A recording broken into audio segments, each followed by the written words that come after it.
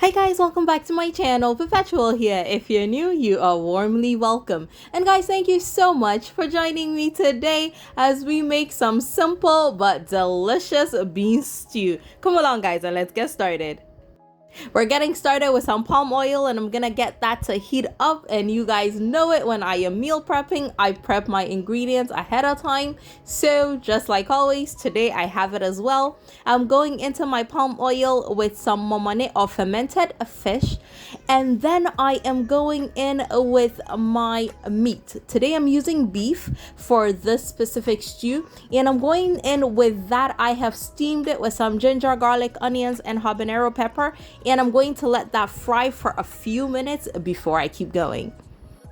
So guys, I like to prep my ingredients ahead of time just because it really makes like the actual meal prepping when I'm actually cooking, it makes it so much faster. So that's what I do most times.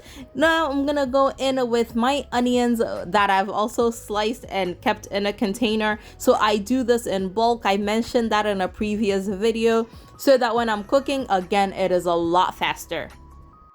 So after a few minutes with these ingredients, I'm gonna go in with my blended pepper. This is leftover because I was making another meal. So this is what is left. It is just habanero or Scotch bonnet pepper, as well as some onions blended together. And then after that went in, I added some sliced tomatoes as well. And I'm going to cover this and allow it to cook for a few minutes, actually about 5 to 10 minutes. Alright, so the next thing that is gonna go in is some smoked tuna. So this stew is definitely protein overload. And then I'm gonna go in with a little bit of a seasoning tablet. I used about half of it. If you're using a cube, you can use the full cube, or you can choose to eliminate it altogether.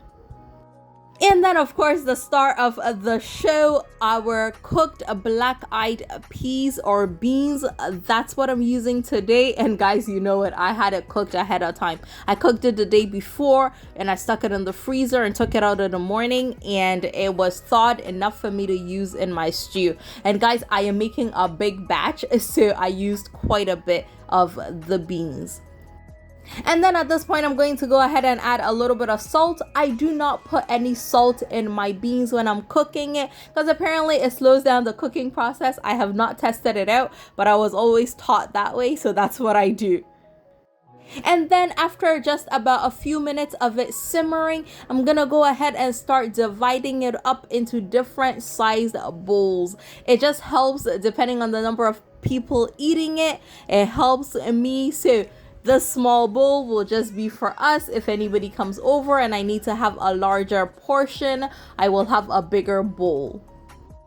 And guys, one thing is you do not have to use this amount of palm oil. I like to use quite a bit because guys, it tastes good. That's just the truth. But if you're looking for a healthier option, just use less. I like my beans with gari and cocoa, and I find that when there's quite a bit of oil like this, it helps soak up the gari. Because guys, for me, a meal like this is a treat, so it is not where I look to be the healthiest, but again, feel free to adjust it to suit your needs. And guys, that is it. Today it is nice and simple. Now of course, this is one of my favorite stews ever, especially with fried cocoa. Not too hard, not too soft, you know, that a honey hawk kind of cocoa, and some gari on the side, sometimes with a little bit of avocado, and you have an amazing meal that I absolutely love. I would love to know in the comment section what your favorite combination with bean stew is. Let me know. And guys, that is it. Today it is nice and short. Guys, thank you so much for coming along with me on this delicious journey, and I will see y'all again very soon. Take care guys. Bye.